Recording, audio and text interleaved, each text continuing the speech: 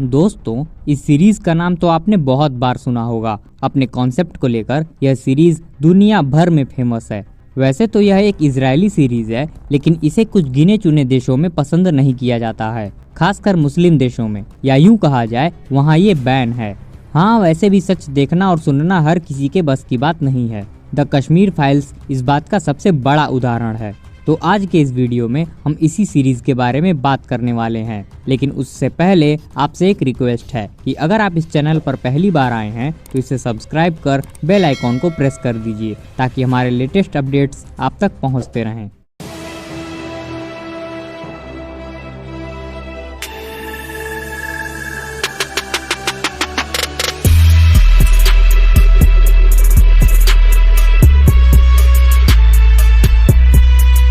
फौदा, यह एक अरबी शब्द है जिसका मतलब है केओस, यानी अफरा तफरी। इस सीरीज की कहानी इजराइल की सेना के अंडरकवर कमांडोज को ध्यान में रखकर बनाई गई है, जो अपने पड़ोसी देश फिलिस्तीन में जाते हैं और वहां के लोगों के बीच रहकर जासूसी करते हैं और आतंकवाद के खिलाफ लड़ते हैं। आपको बता दें, असलियत में इन्हीं खुफिया एजेंट्स की मदद से इजराइल ने बहुत से आतंकी हमलों को नाकाम किया है। इस सीरीज में आपको बॉलीवुड की तरह यह नहीं देखने को मिलेगा कि बेचारा भटका हुआ नौजवान है, डॉक्टर है, इंजीनियर है, बेरोजगार है, घर का खर्चा चलाने के लिए आतंकवादी बन गया है। ऐसा कोई विक्टिम कार्ड देखने को नहीं मिलेगा। आतंकवादी है तो आतंकवादी ही है, दूसरा कोई मेटाफर नहीं। बचपन से ही उन्हें ऐसी ट्रेनिंग दी जाती है, उन्हें सिखाया जाता है जिहाद करो, काफिरों को मारकर शहीद कहलाओगे, वगैरह वगैरह। यह सारी चीजें आपको यह सीरीज अच्छे से समझा देगी। हालांकि भारत और इजराइल में ज्यादा अंतर नहीं है, दोनों देशों में काफी सिमिलैरिटी है। दोनों देश एक ही समस्या से परेशान हैं, सेक्युलरिज्म से, आतंकवाद से, घर के भेदियों और आस्तीन के सांपों से। अब इससे ज्यादा एक्सप्लेन नहीं करेंगे, नहीं तो क्या पता कल को मेरा भी सर तन से जुदा हो जाए। खैर, इस सीरीज की अहमियत इसी बात से समझी जा सकती है कि इजराइल के राजदूत को भारत के प्रति अपना सम्मान दिखाने के लिए अपने देश की एक वेब सीरीज का सहारा लेना पड़ रहा है। इसी से इसकी अहमियत समझी जा सकती है। जो हाल इजराइल का है वही हाल भारत का भी है। दोनों का पड़ोसी है। अब आपको तो पता ही है कि भारत और पाकिस्तान के बीच किस तरह से हर वक्त युद्ध जैसी स्थिति बनी रहती है। बॉर्डर पर भी तनाव रहता है। बॉर्डर के उस पार लॉन्चिंग पैड पर बैठे आतंकवादी घुसपैठ की फिराक में लगे रहते हैं। घुसपैठ करने वाले आतंकियों ने कश्मीर सहित पूरे देश में आतंकी वारदातों को अंजाम दिया है। दिल्ली से लेकर मुंबई तक हुए कई हमले इस बात के गवाह भी हैं। ठीक उसी तरह इजराइल और फिलिस्तीन के बीच भी अक्सर लड़ाई होती रहती है। फिलिस्तीन के सुन्नी इस्लामी आतंकवादी संगठन इजराइल में हर वक्त तबाही मचाने को तैयार रहता है, लेकिन इजराइल जैसा कट्टर देश होने के कारण बहुत कम ही सफल हो पाता है। जैसे पाकिस्तान हमेशा रणटोना करता रहता है कि कश्मीर हमारा है, फ्री कश्मीर, ठीक उसी तरह फिलिस्तीन भी इजराइल के वेस्ट बैंक, गाजा पट्टी, गोलन हाइट्स और पूर्वी जेरूशलम को लेकर छाती पीटता रहता है। मतलब आप खुद सोचिए कि अगर पाकिस्तान ये बोल दे कि पाकिस्तान और बांग्लादेश के बीच आने वाले सारे राज्य पाकिस्तान का ही हिस्सा हैं, तो जाहिर सी बात है लात तो खाएगा ही। इतना सब कुछ जानने के बाद एक सवाल जो हमेशा लोगों के दिमाग में घूमता रहता है कि इजराइल फिलिस्तीन से हमेशा कैसे जीत जाता है, तो इसका बहुत ही सिंपल जवाब है। फिलिस्तीन हमेशा इजराइल को हराने के लिए लड़ता है, जबकि इजराइल अपना अस्तित्व बचाने के लिए लड़ता है। इजराइल के अलावा यहूदियों का और कोई ठिकाना नहीं है। इस धरती पर वही एकमात्र उनका देश है।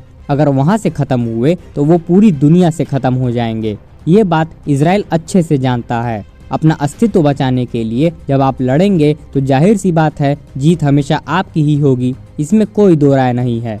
गाजा पट्टी वो जगह है जो इजराइल और मिस्र के बीच में है, जहाँ पर हमास का कब्जा है। हमास एक आतंकवादी संगठन है, लश्कर-ए-तोयबा और तालिबान की तरह।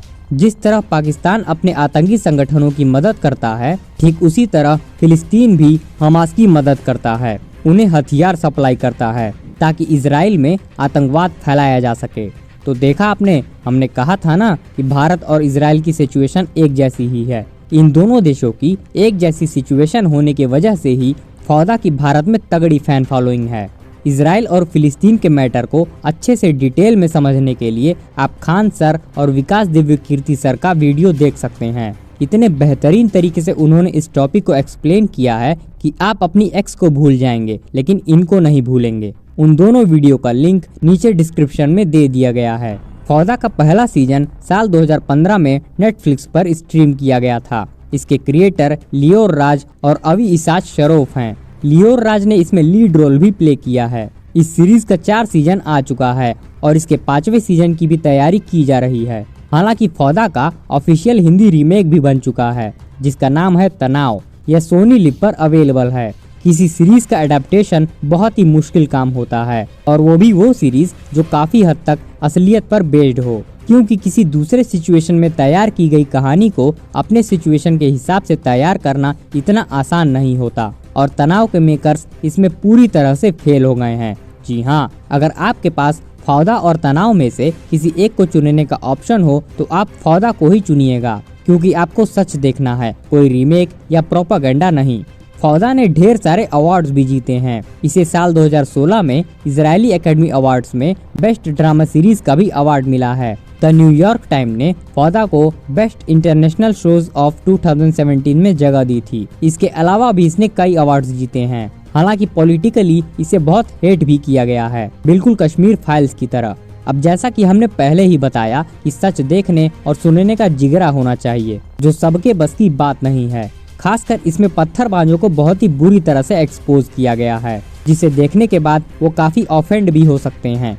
फ्री फिलिस्तीन पर छाती पीटने वालों से अगर आप उगर मुसलमानों पर हो रहे अत्याचार पर बोलने को कह दीजिए तो उन्हें सांप सूंघ जाएगा, क्योंकि उनका बाप चाइना का दामाद है और उगर मुसलमानों पर चाइना के खिलाफ बोलना हराम है। सुनकर बुरा तो लग रहा होगा, लेकिन भाई अब मानो या ना मानो यही सच है। इजराइल और फिलिस्तीन के झगड़े पर बनी इस सीरीज के जवाब में हमास आतंकवादी संगठन ने भी अपनी एक टीवी सीरीज बनाई है जिसका नाम है फीस्ट ऑफ द फ्री।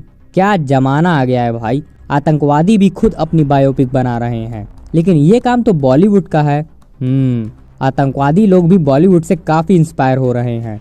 भले ही इसका मुसलमानों में काफी विरोध देखने को मिले, लेकिन इस सीरीज को सबसे ज्यादा मुस्लिम देशों में ही देखा गया है, जैसे Saudi Arab, Turkey, Syria, Lebanon, Jordan etcetera etcetera. Anyway, back to the point. Crime thriller होने के बावजूद इसमें कोई ओवर द टॉप चीजें नहीं है। सब कुछ एकदम रियलिस्टिक लगता है। एक बार जब कोई एक्शन सीक्वेंस शुरू होता है तो उसका रिजल्ट आपको कम्प्लीटली गूज बम्प देता है। हर एक कैरेक्टर बिल्डअप में अच्छा टाइम दिया गया है ताकि हम उनसे इमोशनली कनेक्ट हो सके। अभी तक इसका 4 सीजन आ चुका है और 5वां सीजन भी जल्द ही देखने को मिलेगा। और हाँ, यह सीरीज नेटफ्लिक्स पर हिंदी में भी अवेलेबल है, तो ना देख पाने का तो कोई एक्सक्यूज ही नहीं है। तो इतना सब कुछ जानने के बाद भी अगर इस सीरीज के लिए आपका इंटरेस्ट नहीं बना तो धिक्कार है आपके सिनेमा लवर होने पर। हम आप सभी से हाथ जोड़कर रिक्वेस्ट करते हैं कि इस सीरीज को जरूर देखिए, प्लीज मस्ट वॉच। तो अगर आपने इस मास्टरपीस इजरायली सीरीज को देख लिया है और इसके 5वें सीजन का वेट कर रहे हैं तो उसका एक्सपीरियंस हमसे कमेंट बॉक्स में जरूर शेयर करिएगा। और अगर यह वीडियो पसंद आया हो तो इसे like, comment, share and channel को भी सब्सक्राइब कर दीजिएगा। मिलते हैं नेक्स्ट वीडियो में। जय हिंद, जय श्री राम।